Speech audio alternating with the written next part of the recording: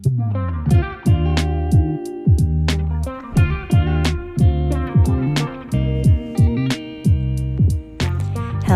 and welcome back to the Nourish with Purpose podcast. As always, I'm so glad you're here listening to this week's episode.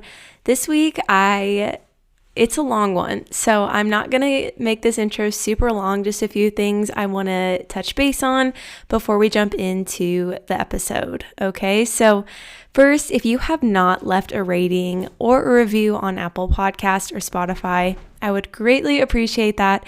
And then let me know because I'll get you entered into the Wellness Bundle giveaway. And I'm drawing for that at the end of the year, and that is quickly sneaking up on us. So just always want to remind you of that. If you share that you're listening to this episode on social media of any kind, just let me know and you get an additional entry into that giveaway. Getting into a little bit of a catch up. This last weekend, I officially ran the half marathon. I did the Lincoln Halvesy, and I am still very much physically feeling the effects of that. I just feel like I've been zapped of energy this week, but I'm glad I did it, glad I got it over with. My goal was to finish in under about like an 8:45 mile, and it was roughly my goal. I wasn't going to kill myself to run faster, but I had an 8 minute and 12 second mile average pace, which I finished then at like an hour and 49 minutes, which I thought was pretty good for me. And it was well faster than my goal. And I think when you're in that atmosphere, you just feel motivated to run faster because you've got, gosh, how many thousands of people run that every single year. So it was a really fun experience. Really neat atmosphere. So we'll see if I do it again. Training for that took a lot of time. I'm definitely going to start listening to my body now and rest and maybe incorporate some running on the days when it's nicer. But with it getting colder, I am probably not going to be the one to get outside and run in snow or in those types of conditions because I just don't have to. So we also had that time change, and so the days are getting so much shorter, which means I'm trying to get up earlier, and I would say 5 a.m. is the goal. It really depends on the morning. But utilizing the sunlight we have in the morning to get my day started, so then maybe I can wrap up my day a little bit earlier is something I've really been enjoying. Yesterday, I was recording a workout for Balance, which is that membership platform I have. It has workouts, but next week we have a reset and recharge challenge going on. So I'm recording 7 different Pilates and strength exercises, and I had started recording at like 3:30 and then my camera died, and then I tried recording again and the sun was already setting and it was like maybe 4:30. I'm like, oh my gosh, like I am now gonna have to factor that in because I definitely did not yesterday, and it was like the sun was setting and my camera was getting really dark. I'm like, yeah, this is not gonna work. But I think the best thing that we can do for our body is kind of take the seasons as they are and not force ourselves to work extra strenuous in the evenings if it's dark. I really am a huge advocate for sleeping with the seasons, and so I've noticed recently we've been in bed by like 9 or 10, and I'll just lay and read for a little bit. But because I want to get up earlier, there's nothing wrong with going to bed a little bit earlier as well. And I think in the winter, we want to keep going as fast as maybe we did in those warmer months. And that's just not really how I believe our bodies are made to function. I mean, we live in a society where it's really hard to not show up to work, when you should be. Like, I'm not saying you can just neglect all your responsibilities, but if you have the opportunity to live more in tune with the seasons, I would encourage you to try that out. Right? Set your clock back a little bit earlier in the morning, go to sleep a little bit earlier, eat a little bit earlier, right? It's okay for you to adjust with seasons and not feel like you have to be so rigid in your everyday schedule and routine that you can't change. And I think that's something that has been hard for me to learn, especially as I've gone into health and wellness and all of those things, is just understanding that our bodies are not machines. And as much as I would love to wake up at 5 a.m. and, just really have very firm structure in my day. I know that's not always possible, and our bodies aren't really made for that.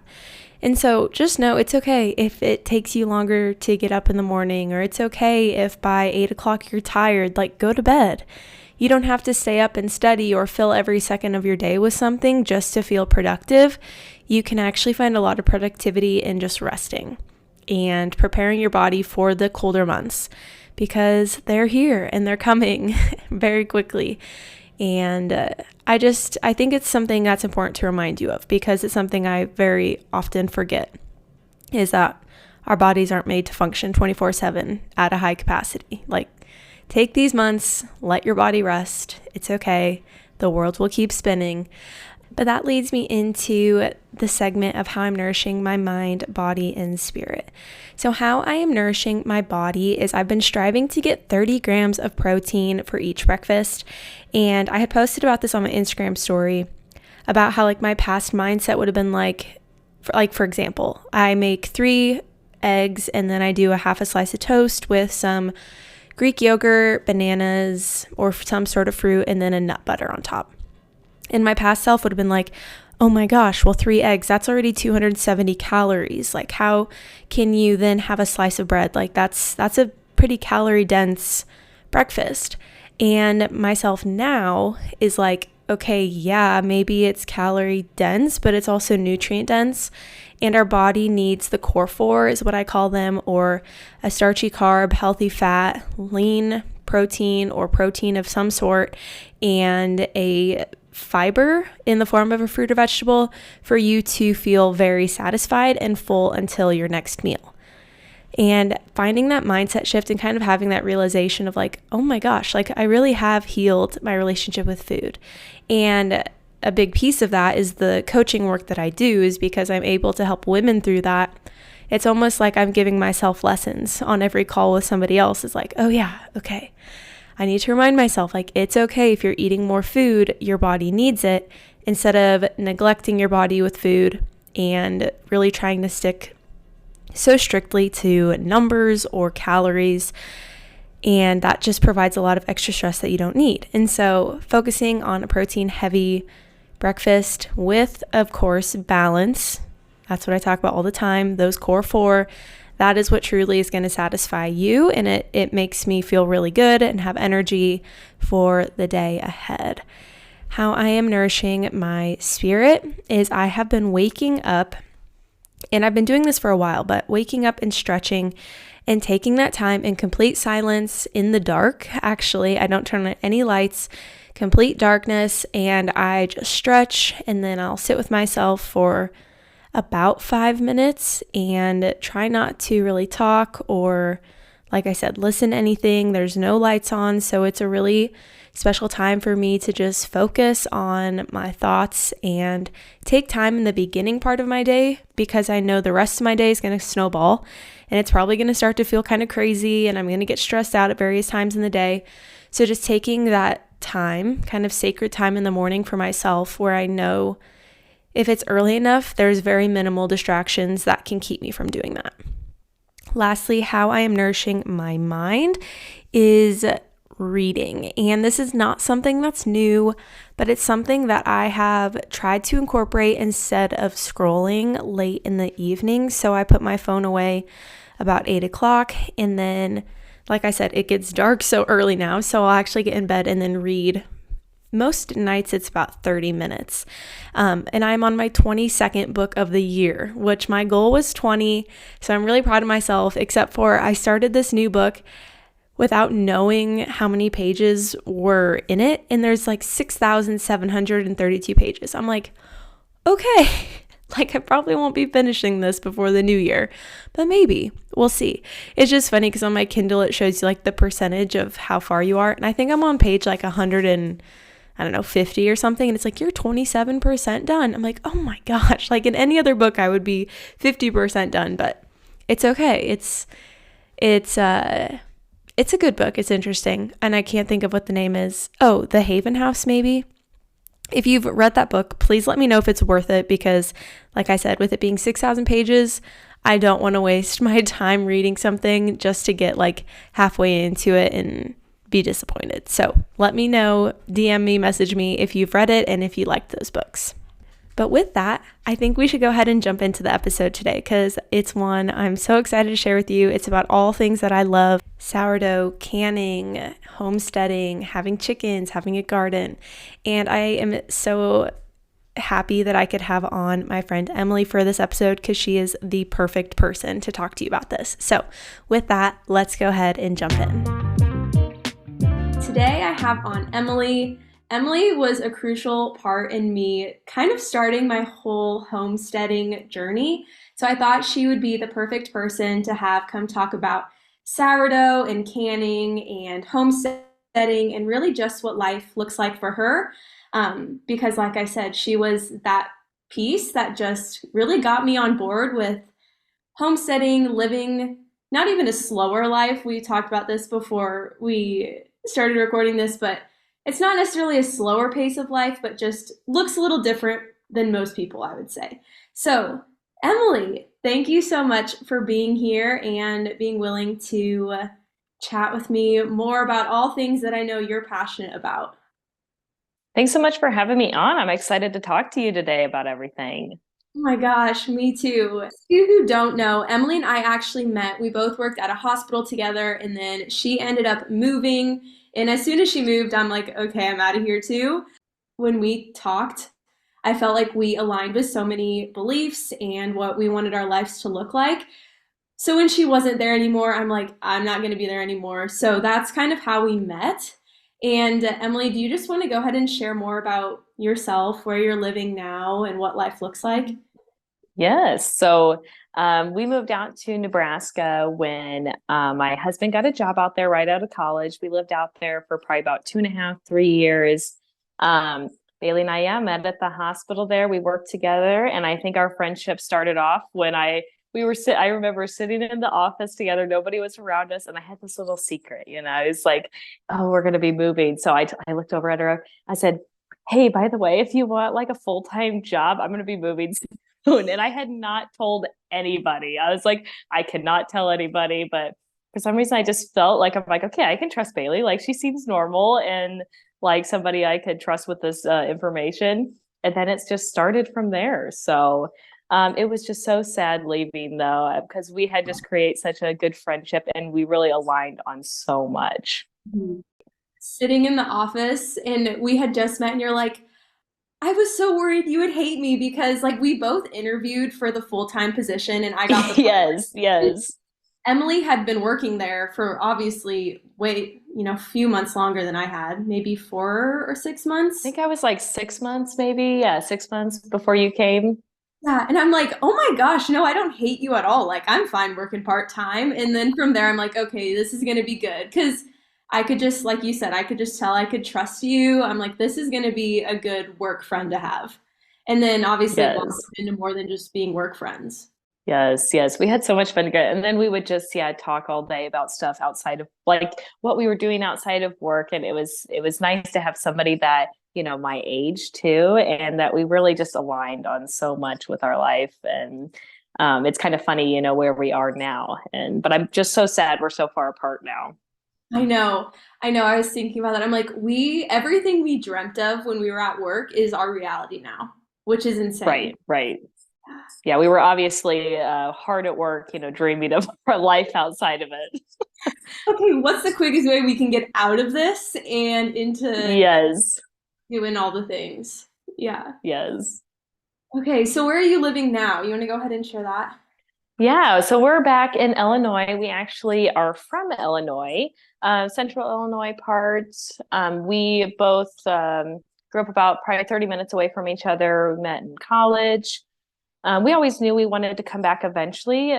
Timing wise, it was a little early from what we were wanting, but it actually, hindsight, it was perfect. So I couldn't have imagined, being in Nebraska still and just, the life that we have now is everything that I had wanted. And Luke's family has a family farm, so that's why we knew we always were going to be back in the area. So it just really worked out to come back sooner than later. And we moved back in with our parents. When we moved, we sold our house there, and that was really scary. We're just like, okay, we have nowhere to live.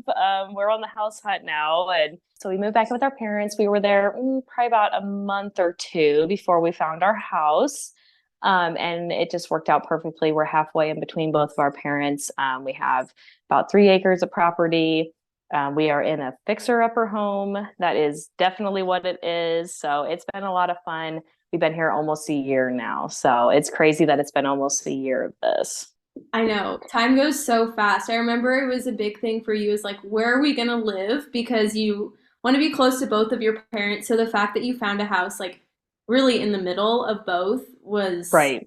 such a blessing. Yeah, and we definitely knew we wanted to be close to the farm because obviously Luke is going to be going back and forth there. We're in the thick of harvest right now, so my husband is gone pretty much every day until about 9 o'clock at night. So it is just me holding down the fort here with the dogs now, but that should be over hopefully in a couple weeks. And then we'll be in full swing house renovations by then. So Yeah. Yeah. So what are your plans? So how old is your house? Kind of give us the overview of what you're working on now. So our house was built in 1910, so it's over 100 years old.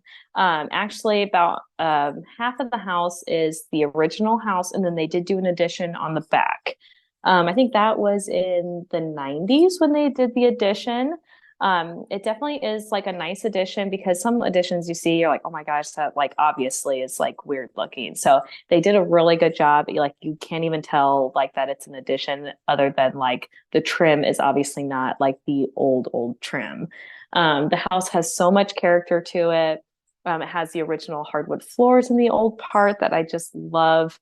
We did just rip up the bathroom floor down here and found more original hardwood floor. So that was really exciting that was still in great condition. So we're going to go ahead and keep it since it's a half bath, but just so much character to it. We do have a lot of projects. It's about every room needs something. It's kind of like you open up something, you're like, oh, that's why they did this. They were covering up a problem. Like we did our dining room and there was the only like, I think there's the kitchen and the dining room with drop ceilings.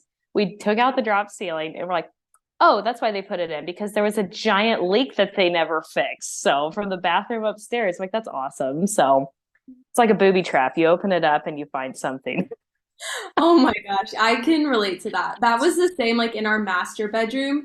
And luckily we didn't find anything under it, but they just like makeshifted a lower ceiling because all of the plaster Right. on the up like the tall ceiling had been Right. piecing falling down. So we're like during a storm, they were probably laying in bed and just hearing plaster from the original ceiling like smashing onto the ceiling they tried to makeshift.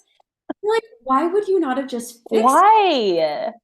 Yeah, like that's what we ask ourselves a lot. We're like, why? Why did they do this? And he has been in contact with the previous owners a bit. You know, this it was an older couple. They had lived here for 40 years. And the funny part is actually the people who originally owned it is some family friends of ours from back in the day. They farm actually all the ground around it, and they his grandpa grew up in this home. So he came by one time and was looking around and he's like, wow, it looks so different now. And just it's kind of funny. So that we do know the people that it was in their family. So it worked out well and just kind of interesting to see what it used to look like too. So Yeah. So what have you been then doing outside? Because I know you're super into gardening, and we're going to talk about sourdough too, but talk about your garden. I know you've got chickens. What does that all look like? yeah, so that was like kind of the biggest thing we've done here. We haven't worked too much on the inside. It's been a lot of cosmetic stuff, but majority of our time has been spent outside working on the house. So when we moved in, I mean, I don't want to diss on the previous owners, but I mean, the yard was insane. So, I mean, you name it, you could find anything out in the yard. Like it was a death trap out there. There was wire. There's like all these like stakes out in the yard. I mean, they had said that they hadn't gone in the backyard in 5 years, the last 5 years of them living here. And so it was mostly just like damage control when we first moved in. So we actually had a real mild winter, so it worked out well. We did a lot of trees. It was super overgrown with trees. It is sad. We are probably going to have to redo a lot of the trees around the edge because they planted them close together and then never thinned them out. So the bottom of them is like pretty much dead. So we are going to have to do some more tree removal. We'd had kind of the everlasting flame here for about 3 months with the taking trees out, and but it's looking so much better. We've really cleaned it up.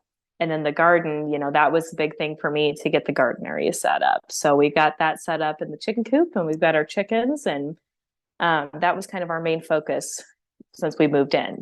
So what did your garden setup look like this year? I know you're not a first time gardener. For me, it was all very new. It was kind of trial and error, but I would say you're pretty seasoned. So what did that setup look like for you this year?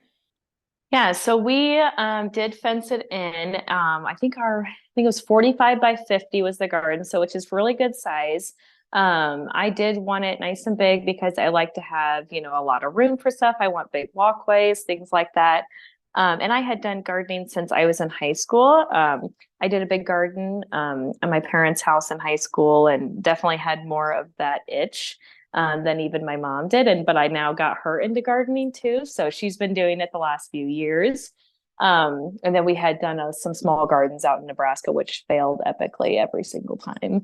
But so yeah, 45 by 50, my husband and father-in-law did the fence for me because it wasn't even necessarily keeping out predators, it was keeping out the dogs. So they just run and frolic, and then they would just like fly right through it. And I'm like, okay, we got to fence it in here. So which is nice now.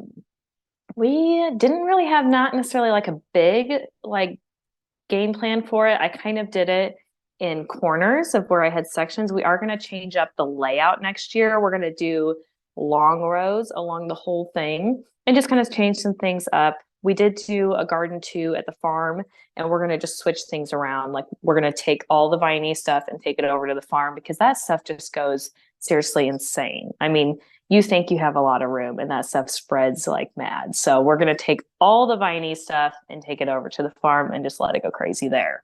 But we didn't really have anything else that we were going to do with it this year. The garden is set up, we tilled it. We did have obviously the first year garden kind of problems with weeds. There was a lot of weeds that came up. We just had to be diligent on going out there and hoeing and pulling weeds. We actually really didn't use any weed killer on it, which I was so happy about. I'm not necessarily like, full organic like gardening, but I like to obviously not use things if I don't have to. So we did pretty good with that actually this year because we kept up on it by hand. And I was telling you earlier, I'm like by August, it was like mayhem. We had gone on vacation for a week and I came back. I'm like, wow, we were actually doing something out here. I know. Yeah, because you had also posted a video of your garden. It was beautiful. Like there was not a weed in sight. And I'm like, Oh, how do you make it look so good? And you're like, well, I'm literally out here every day. And I'm like, and that would be why my garden does not look, yes. Yes. Well, and honestly, like I told Luke, I'm like, there's sections of the garden that look just beautiful, and that was like, it was weird. It was like one area would look so good while these two areas looked awful. I mean, like, or they just, everything looks puny still. And then it would kind of shift like, wow, this area looks really good. And then that area, wow, that's like crazy. So it was kind of nice, but I wouldn't say the whole garden ever looked what they see in the magazines like at all. I'm like, no, you just look at that section over there if you come over. Yeah, everything else looks terrible. Oh yeah, I know. I always when I see like those Instagram photos of gardens or even like the magazines, I'm like they have a Right. gardener and they have a gardener there every single day, multiple times. Right. Right. That is not them doing that. That cannot be one No, person maintaining all of that. no. So you planted things in your garden. Can you kind of share what you planted so then you could preserve it later? Yeah, kind of my big things I planted were tomatoes for like sauces, salsas, we did tomato soup, all kinds of things, juice. We did a ton of potatoes. That was a big thing for us because potatoes we can store in the basement. This house did come with a nice dry basement and we kind of cleaned it up. So that's where we're storing everything. What else? Jalapenos were a big thing for me because I don't eat a lot of jalapenos, but I love it in my bread. We do jalapeno and cheese bread, so that was a big one I needed. Peppers, onions. We did some dry beans, so I can can some beans this year. We did black beans and then just like a soup bean. I think those were the biggies. We did a lot of cabbage too, and I made a bunch of sauerkraut. We did a canned coleslaw that turned out really good and beets. I have probably 40 jars of beets in the basement. So Oh my the God. beets did really well. Like we did a second round of them and then they were like ready to go in 30 days. I'm like, okay, all right. I didn't need this many or this big of ones. So yeah, the beets did really good. Luckily we like beets. Yeah, no kidding. That's not something everybody would be into, but I will say my grandma made some pickled beets and I'm like, okay, I can see why people like these now, like on salads. Like Hmm. I get it. Yes. I don't know if I'll be planting beets, but I understand, like yeah, why you do plant them. When it comes to canning, can you explain the difference of hot water bath canning and then you have pressure canning? And I Hmm. always Yeah. knowing the difference there is so confusing, especially when you're getting started. So, can you explain the difference and why you would use one method versus the other? Yeah, hot water bath. You're gonna use that on high acidic foods. So like tomatoes, your jams, jellies, pickles, because you're putting vinegar and everything. And then that is just like submerging your jar into boiling water and then you set it for a certain time. It's very easy. You can literally do it in a stock pot as long as you have a rack underneath. So you don't really need any special equipment. Although I will say, you need a jar lifter. I made the mistake my first year ever. I'm like, I don't need a jar lifter. I have tongs. And oh, I smashed a boiling thing of jam on the ground in the kitchen. I mean, glass everywhere. It's boiling. Oh, and then it splattered, of course, everywhere. So no, jar lifter is a big deal. Okay. And then pressure canning is going to be where you're doing your low acid foods. So think like you're doing broth, you're going to be doing potatoes, beans, things like that. So, and it seems scary. I was terrified. This was my first year doing the pressure canning. I was terrified. I'm over there like reading my manual like 4 times. I'm scared. I'm standing back thinking it's going to like blow off the top.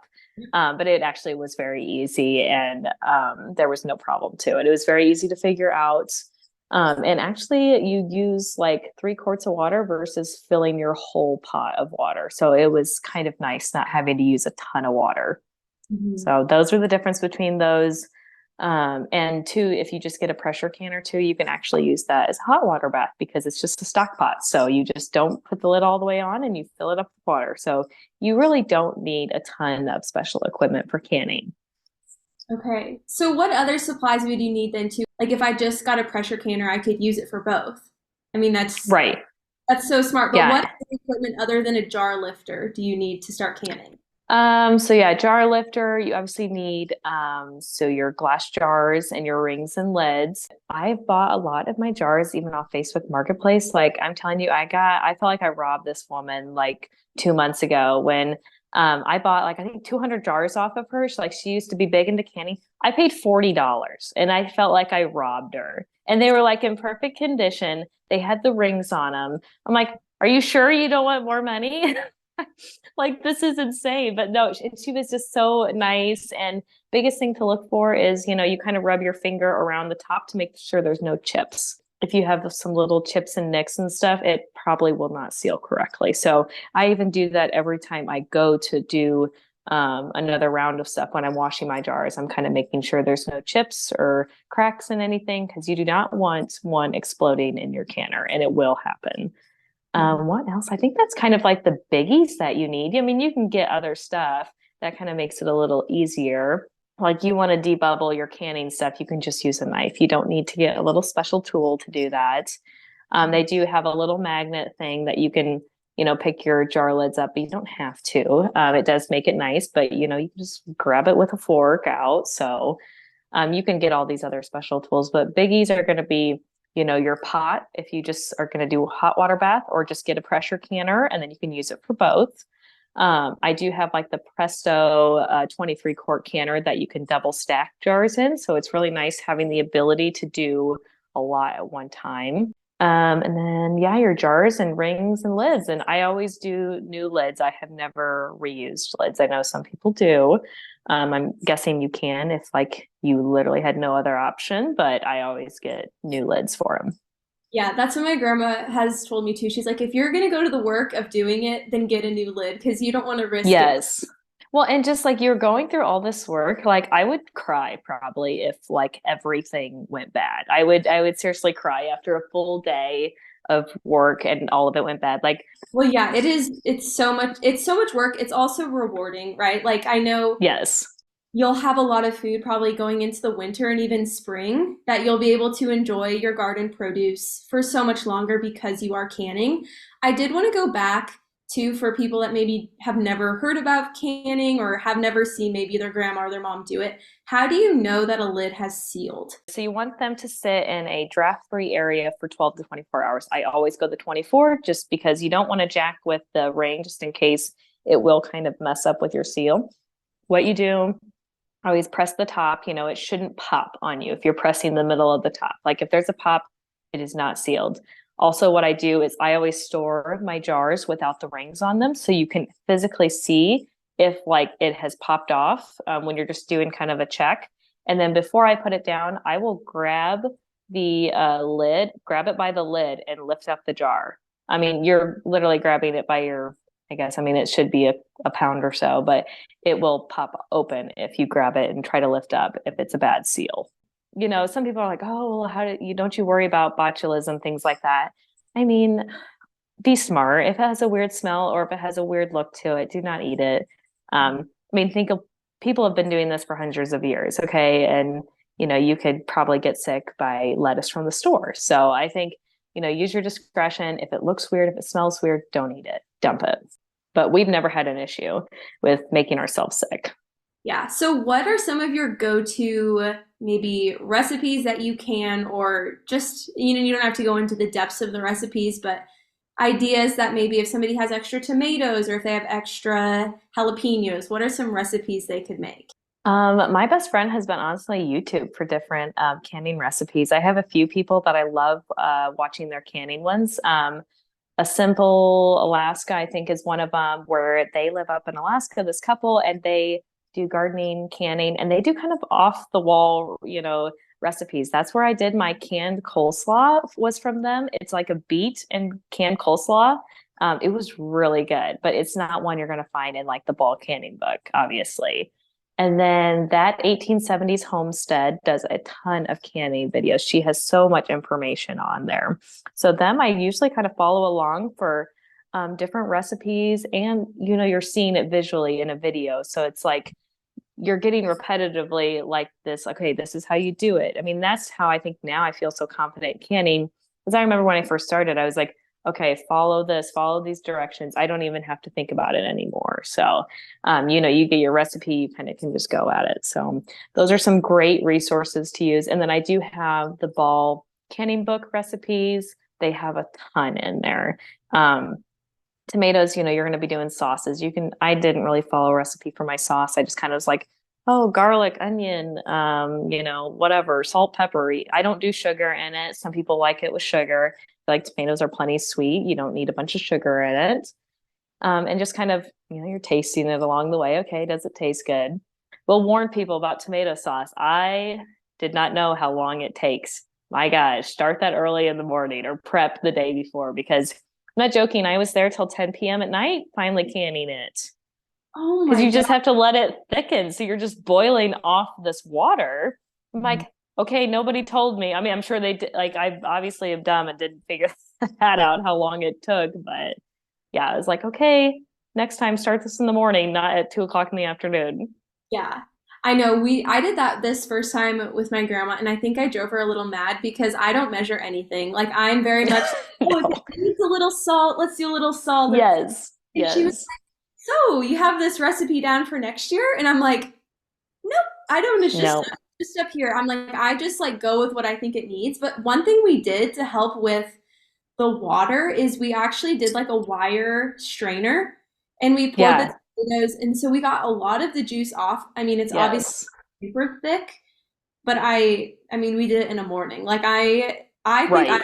the patience that you've been blessed with. Like I'm like, it's thick enough. It'll still taste fine, but that is something Well, my and grandma. I've seen some people like they'll literally like they won't even make it thick when they do it and they'll can it and they're like, well, I'll do it later. When I'm cooking it, I'll let it thick. And I'm like, what? Like when I'm cooking, I want it as simple as can be. I want it ready out of the jar. Like I am not going to want to do this work later. Kid me, I'm already into it. Let's do it. I think like what I realized for having a garden this first year is you truly don't want anything to go to waste. And No. you realize how much easier cooking is in the winter when you've already got cooked green beans in a can. You really Right. just like warm them up on the stove, perfect for a meal. Or we didn't can corn, but we like did the whole process of freezing corn. And it's Yes. those are Yes. things that just make it way easier in the future when you're actually making a meal is if you take, some time to can things or freeze things. Right.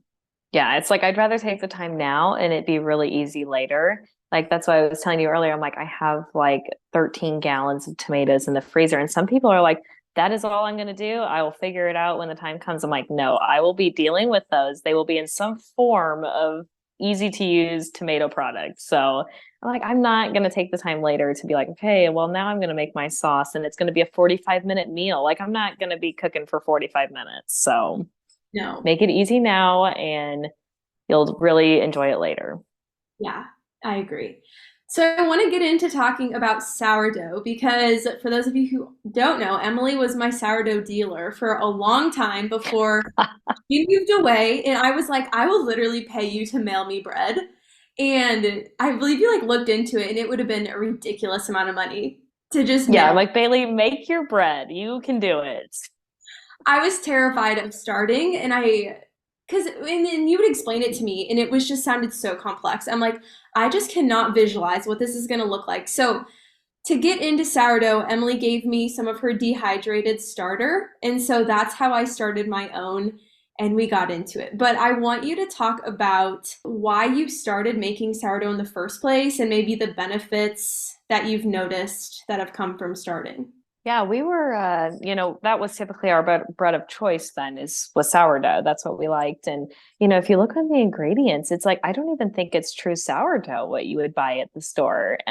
It's literally has like sugar. I think they've literally just put sugar to make it give it that kind of tangy flavor. So I'm one that like, I like being in control of my ingredients. I like high quality things, but I also am obviously not I don't have a ton of money to spend on all this. So I was thinking, okay, what is the best way to get really good stuff for really cheap? I mean, making your bread, I think we figured it out. It's like 60 cents a loaf. I mean, who can't afford that? So I just like was like, I'm bored. It's winter. I'm going to make some sourdough. So I started my starter. I would say it probably took me a good 2, 3 months before I felt like, okay, this is really good bread. But also in the beginning, we had no idea like what it should taste like. So we're like, oh, it's so good. And looking back now on some of my beginning loaves, I'm like, they were probably horrible. They probably were like little bricks. And just it was kind of a fun little project. And obviously I had nothing better to do. We were living in Nebraska in the dead of winter and like we didn't have property then. So I'm like, oh, what else am I doing? But I just like knowing that the ingredients are what I would want. The process of it is, it's fermentation. So it's better on your gut. It's broken down the gluten a lot more. It's easier to digest. That was a big draw for me because we don't eat like a ton of bread, but I was wanting, the stuff that we do eat to be good quality. I mean, as probably you too. I mean, you want it to be the best quality you can get. Yeah, I know. And that's what I noticed too when I got bread from you. I used to get sourdough from Hy-Vee, but I've done a little bit of research into like what big grocery stores add to their sourdough to make it tangy. And like sometimes it'll be natural flavor. Natural flavor is not actually natural. So it's like Right. they're adding in flavor to make it tangy. So you're not actually getting like the fermented benefit. So Right. when you started, I'm like, this is what real bread should taste like. Well, now we joke, we're like, I remember I would bring some to my mom, bring some to my grandparents. And even Luke, he was like, we are bread snobs. Like, we cannot eat anybody else's bread. Like, even going out to restaurants, you'd be like, oh, it'd be like, the best bread, they would be homemade, which I'm like, I don't think it is. And I'm like, we are bread snobs. We can't even eat bread anywhere else. Like, we're bringing our own loaves in our bags on traveling. We're bringing our own bread. It's just kind of funny. I know when we went to Jackson Hole this last summer, I brought my own bread and it lasted us the whole trip. And I'm like, I'm Yes. insane. I'm literally in the back of my car in our little bear-proof cooler, slicing my sourdough. Like, Yes. I'm insane. I'm Yeah, insane. you're like, I've kind of lost my mind, but I think it's okay, right? This is normal, right? This is what normal Yeah, people this is do. normal. I know. It's just so much better. It really It is. is. And And then I, like anytime I'm like, there's a bread product like we need, I'm like, let me see if I can make that. Like my dad always makes fun of me, but now it's like he can't have regular ones either. So I think we were at their house and he's like, oh, like let's have burgers tonight. I'm gonna go up to the Dollar General and get some burger buns. I'm like, you are not. I am gonna make them. Okay. I'm like, how much time do we have? A couple hours. I was like, okay. I'm like finding this yeast recipe.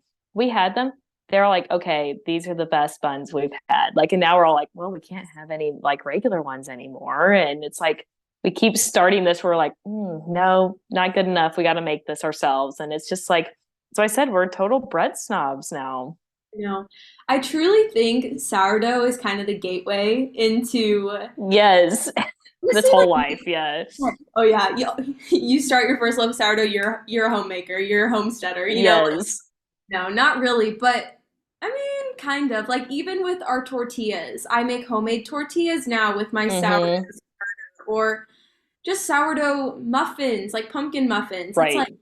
it just really, I think for me, and I'd be interested to hear for you too, but it's made me like crave quality food so much more that like I just don't want to make something that is not high quality. Like it's just like flipped a Right. switch in my mind. Like I don't want to use poor ingredients. Like I want everything to be high quality so it tastes really good.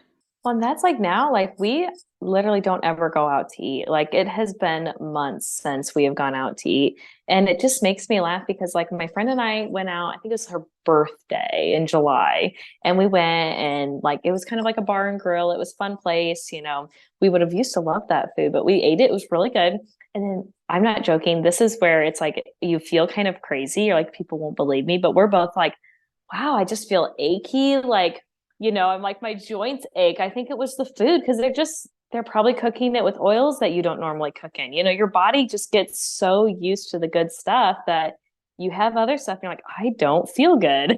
And I you know. just feel kind of crazy, but it's nice when you're like, I was with her and she's like, oh, same. She's like, I do not eat this way normally.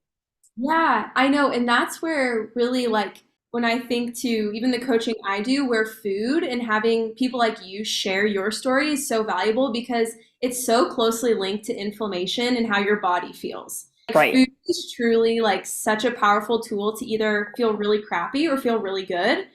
And like Nate and I have noticed that too. Like going out to eat doesn't really feel like a treat anymore because not that I'm the Mm-mm. best cook in the whole world, but like I still think it tastes better than when we go out to eat. Yeah, like we don't go out to eat, anymore because it's like Luke's always like, I mean, you make it better. And it's like we're spending an arm and a leg for stuff that's kind of, low quality and we don't really enjoy it anymore. So it's like I'd rather take the time, we can make it kind of a date here, we're doing it together.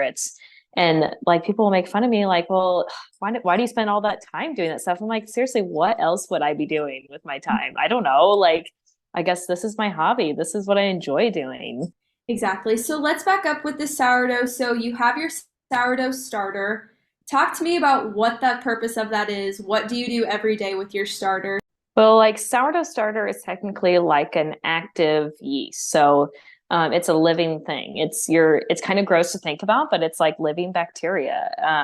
So you have to feed it daily if it's going to sit out because I mean they start eating all I'm trying to think of the word for it. What is it? It's like, yeah, it's yeast. I mean, it's eating your flour. It has to feed it to keep it living and be healthy. So if you don't want to feed it every day, I just stick it in the fridge if I'm going to be going somewhere. It's cold. It goes a little bit dormant.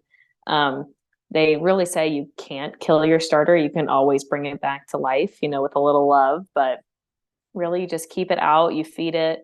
And it has to be active to make your bread. So kind of like if you use like commercial active yeast, you have to put sugar and water. That's how it activates it.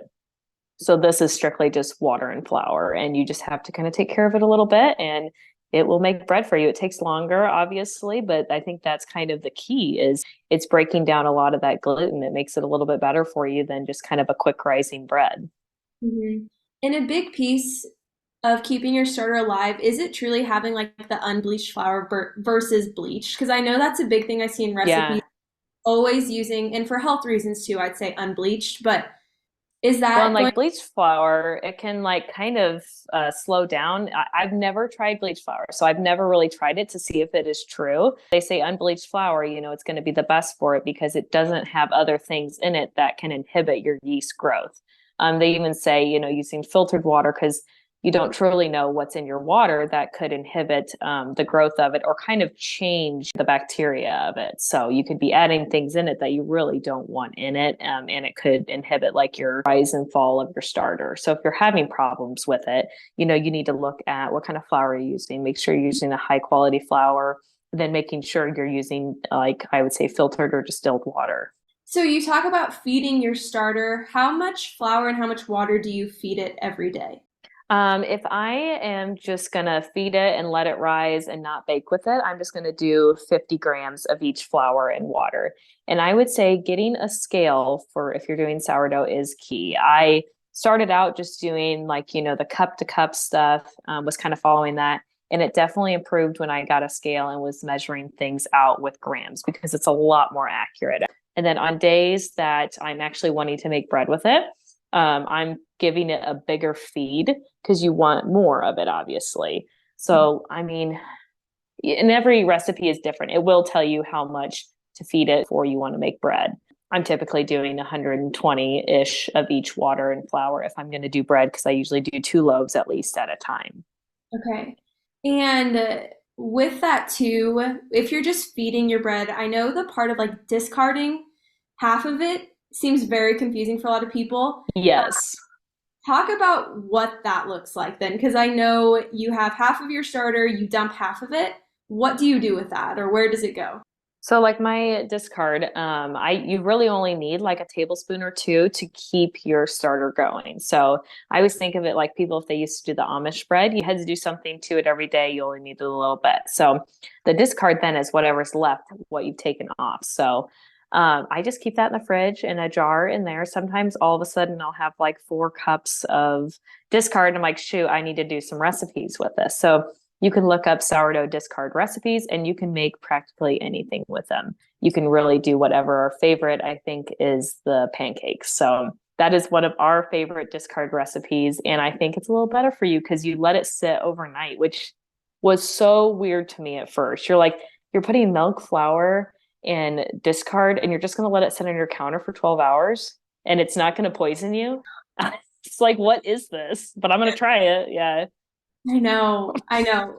That's the thing too with the discard. Can't you also like if your start something with your starter, if you maybe needed more starter, you could put it back on the counter and you could Oh, feed it yeah.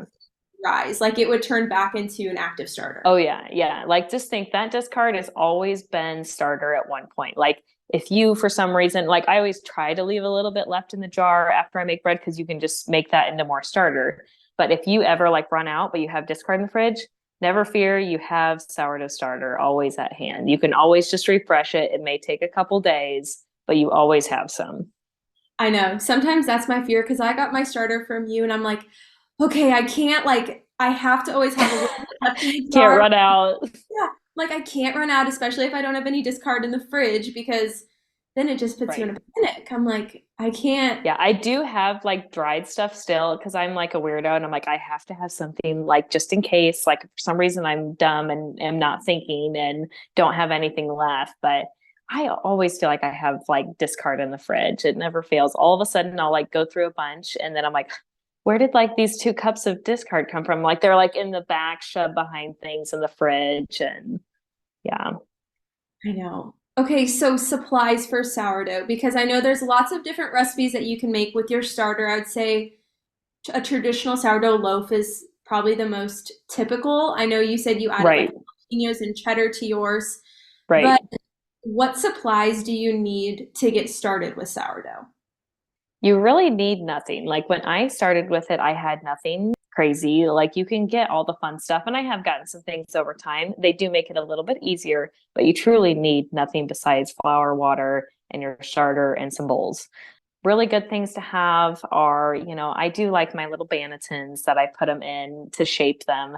But when I first started, all I did was a little mixing bowl and a tea towel, and you kind of flour it on the inside. It does the exact same thing. Sometimes it is just it shapes a little bit easier in my little bannetons, but you don't need those. Everything I've pretty much gotten on Amazon. You do need something to score your bread with, so you can just literally use a razor blade. I've seen people use a really sharp knife. Razor blade does work better. I have that now. And then a scale is going to be kind of your biggest thing. So the scale was really what helped me figure out kind of the problems when I was making bread. You're just a lot more accurate. And majority of your recipes are going to be in grams, so it's just going to be easier. I know. I was so resistant to getting a scale. I think it's just kind of intimidating. I'm not a big math person, so I'm like, grams, Right. like how am I going to figure that out? It Yeah, you're literally, like, what the heck? Like, is this? I know. And now when a recipe is not in grams, I get ticked off because I'm like, no, it's so much easier. Like, why do It we? is. You don't even need like utensils. I know. You're just pouring it in and it just like works out perfectly. You're like, I don't need any scoops or anything. I know. I know. I do need to invest in some official. I feel like I've been doing sourdough long enough that it's not just like a one time, okay, that was a fun hobby, move on. Because Right. I'm still using like a mixing bowl and a towel. And I literally went to Walmart You and need the bought, bannetons. I know, and I went to Walmart and bought those razor blades. Well, and I would even say, like, you do not need a mixer, even. Like, I did not have a mixer for probably the first like 8 months. And I was kind of even resistant to getting one until Luke was like, Happy birthday. Here's your mixer. I'm sick of watching you like get a full arm workout trying to mix all this bread. He's like, I'm like, actually, I really do like it. Okay. Like, thank you. Oh my gosh, I know. So what would you say sourdough has taught you? Patience, because it's like a full 36 hour. That's why I always tell people, I'm like, give me 36 hours notice if you need bread. But yeah, it's like a full thing. And just, I think really just to slow down and, take time with something. And I've always been one that I kind of like having little hobbies. Like, I mean, I knit, I sew, I'm kind of like an 80-year-old, things like that. So this is so up my alley to do sourdough bread. But yeah, it really just teaches you patience and, good things take time. So you can't have good bread in 20 minutes. Exactly. I know. I absolutely agree with that. It's like it's taught me that it's okay to slow down and be Yeah. intentional with your baking and not feel like every recipe needs to be 20 minutes or less. Even like with proofing it, I let it sit for a full 24 hours in the Oh, fridge absolutely. before I bake it. And I'm like, it's okay if it takes longer. Like we don't need to rush some things. Like it's okay to be patient. And I would agree with that. It like really teaches you to slow down. When I even have seen some people are like, you have to do this, you have to do that. And honestly, I've seen sourdough done so many different ways and it still all turns out good. It's not like, okay, here's the schedule. I kind of see it as an outline. Could you talk about proofing? Because that's a big piece of sourdough. So you kind of do your bulk fermentation. So you'll want it to get at least double in size. You're going to shape it and you're going to put it in the fridge. So that is when you're proofing it. I know it's just kind of, it's keeping its shape. You want it cold before you bake it. I mean, it's going to bake the best that way. And it's obviously the gluten is breaking down a little bit more. So the longer you proof it, I mean, honestly, the better on your gut it's going to be. And it will plump up a little bit more, but it shouldn't go crazy when it's in the fridge like that. You've done your bulk fermentation. It should really slow down and just pretty much create its shape. Yeah. No, I think that makes sense. I can understand that now. And maybe it's because I can visualize it too. But if anybody's like, Right. what the heck does this look like? Also, I know you've recorded like reels on Instagram of you baking. Right.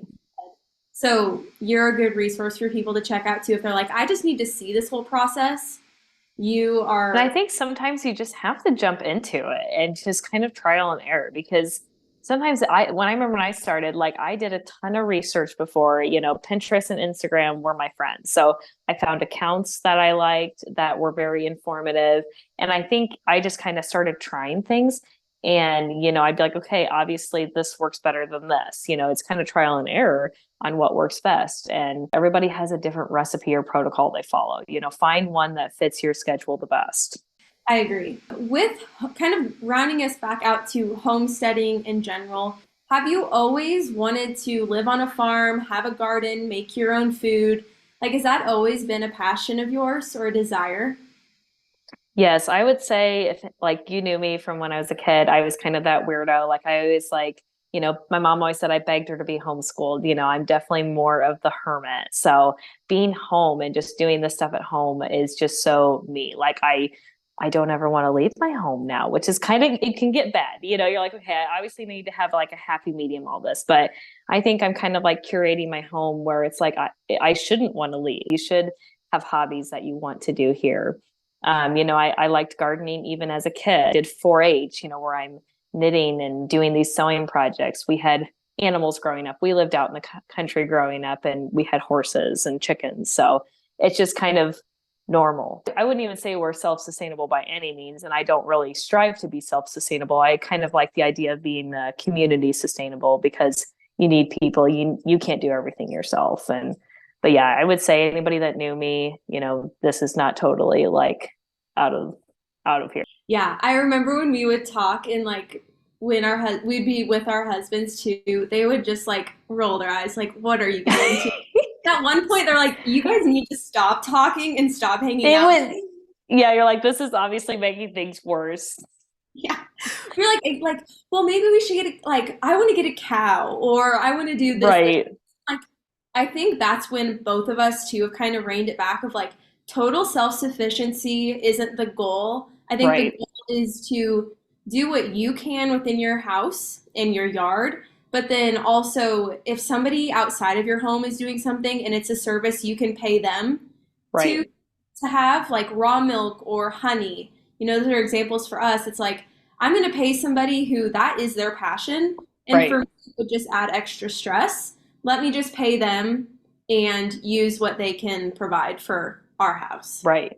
Yeah. And I think it's like, you can't do everything yourself, and you need to kind of create this community where truly, if things did hit the fan, you have that community to kind of rely on. You don't want to be that person that's all cocky and like, oh, I can do everything myself. I don't need anybody else. Truly, you need those people to rely on and have kind of as resources. Don't tell Lick though. I mean, I do have ideas of dairy cow in our future. Very, very much future. He's still so against it. And I'm like, come on, man. He was at like a work meeting like a couple months ago, and he's like, oh, I was talking with this one lady. She had a dairy cow, and she was kind of telling me about it. And he's like, it doesn't sound as bad as I was thinking. I'm like, okay. All right. But yeah, it's kind of that like idea of life, maybe 10 years down the road, obviously not now, but I'll go buy my milk now from a farm. It's fine.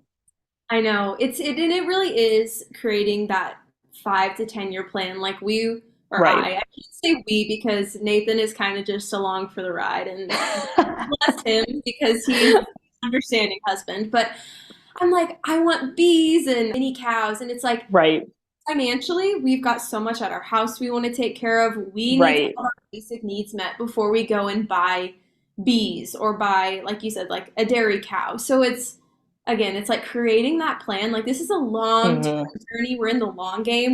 Because, if you got all of that within your first year or two of living on a farm, like what do you have to like look forward to? You're just. Well, and that's the thing is I think people can get so wrapped up on Instagram. It's kind of making this very, oh my gosh, this looks like a fairy tale. Oh, they're out in dresses. They're frolicking. I'm like, I am not that person like out there frolicking. Like yesterday before work, I'm out there like doing my chicken chores in my little robe and my slippers. And I'm like, I'm hoping the neighbors don't drive by. Like there is nothing good looking about this. No. But they make it sound so good. I mean, of course, but then you're like into it and you're like, wow, nobody told me about this. No, in a long flowy dress, and they've got 6 kids running around in flowy dresses and looking all Pinterest perfect. I'm like, that is not the reality for most people. Like for some people, maybe that truly is, and good for them. But and I'll have to show you the video after we get done talking, because I went out one day. It was after a run. I was in my red biker shorts. I had on my chicken boots. I had on a floral like quarter zip. Didn't match at all. And then I had one of those like bands that protect your ears, like the warmers. Oh yeah. And like I sent a video to my family, and I'm like, I look like a second grader whose mom finally allowed her to dress herself.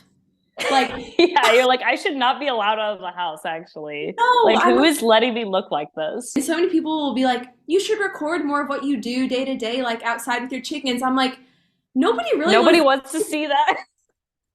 No, and there's this one video, and I think you had sent it to me, and it was like me thinking I'm out in my garden looking all cute, and then the video her Yes. husband had taken of her, and it's just like, It's too relatable. It's kind of scary. You're like, wow, okay, that's not cute, like this is nothing like I imagined it. you That was know, like my mom and I when we got our chicks this spring. Like, we kept them in the house then because we didn't have anywhere else to, like, we didn't want to put them out in the garage. It was like still really cold then. And I don't know if you had this issue before with some of your chicks, like when they get like the poop on their butt, when they're like baby ones, like you have to scrape it off or they'll die. And I'm like over there leaning in like our laundry room, like holding this baby chick, and I'm like wiping its little butt with a wet rag. I'm like thinking to myself, what has my life come to? Like, is this real? I like called my mom and she's doing the same thing. And she's like, yeah, I kind of like was questioning, like, what am I doing with myself right now? I'm holding these chicks and I'm cleaning their butt. Like, I sometimes you just think about it, you're like, what? So I that's the know stuff people don't tell you about. So warning to everybody. it is, or me having to splint a chicken's leg because it was broken and then it Yes. the other one. Like those are things you don't see because who wants to see them on social media? Like it's not pretty, but like it's the reality. No. Everybody I feel like I see these days wants acres and they like that's their ultimate dream. And it's like I hate to break it to you, but like the first year to 10 years to 20 years, like it's going to look nothing like Pinterest. No. It's just Well, not. and honestly, people with like their picture perfect property, I don't know if this is what your guys' look like, but like one corner will look really good. And then you've got like just crap behind your garage. Just we've got wood stacked up, even just like random, 2x4s. I mean, you've got stuff like everywhere. And you're like, this is not cute, but you can't throw it away because what if you need it for something? It's like I'm pretty sure that's what everyone's looked like. There's no way it looks like a picture perfect farm with not all these random things laying around. Yeah, you're seeing a blink of their reality, Yes. not the full picture. Yes. Oh my gosh. Well, such a good conversation. It's so informative. I feel like if I would have had this when I got started in sourdough and canning, it would have felt so much more attainable and not like something Yeah. I would only ever see my grandma do. I have a signature question that I ask everyone at the end. And so on this podcast, we talk about how our purpose is not necessarily linked to a specific job or role, but rather it's those characteristics that you possess that allow you to live a meaningful life. So, Emily, what would you say is your purpose? Hmm. I would say maybe just like I'm kind of that nurturing kind of caregiver person. I always told people I wanted 10 kids, things like that when I was little. I think just now I've kind of find my niche, of just providing food. I love feeding others. I love baking things and taking it to people. So kind of just like my job is even, still kind of in that caregiver realm. So I think just feeding others and nurturing them and giving things that I can provide, in more heartfelt ways than just buying them something truly, from me. So I love it. So, Emily, where can people find you, get connected with you, share your social media? I'm mostly on Instagram. It's Messer Homestead. I do have a few YouTube videos. I have not been making any because those suckers are hard to make. I have a few videos on there, but mostly just Instagram. And I'm getting better about posting more again. I've been in the thick of summer, so I've been bad. Mhm. And that's okay. There's always that balance. But I feel like too, if anybody has questions about sourdough, if you're all right with them reaching out to you, I feel like you Oh, are absolutely. ask. Like you just know Yes. so much about it all. Yes, absolutely. All right. Well, thank you so much for being here, Emily. It was so nice to talk to you. I know this has been a long episode, so I won't keep you too much longer. There's just a few things I wanted to remind you of before you head out. So, if you are interested in following along with me outside of the podcast, you can find me at Nourish with Bailey on both Instagram and TikTok, as well as if you want to get connected, talk more about your health journey or things that you're experiencing in regards to nutrition, you can always message me on any of those platforms or find me at findyourdivinepurpose.com and we can get connected there. With that, let's go ahead and close today's episode in prayer. So, dear Lord, just thank you so much for today and the opportunity to talk on here and connect with the person listening. Thank you so much for Emily and her unique purpose and how she's able to live that out and truly be such a light and someone that genuinely cares for other people and wants to just provide food and a service to them. Thank you for her gifts and everything that she shared today. I ask that you'd be with the person listening, that you keep them safe if they're driving or if they are studying or if they're going to work or whatever the case is, wherever they find themselves today, that they just feel comforted by you and regardless of maybe what they're going through, what they're experiencing, and that they know that there are people out there that love them and that you love them and that you are guiding them on their own unique journey. In Jesus' name we pray, amen. All right, so with that, I will talk to you again next Wednesday. Bye.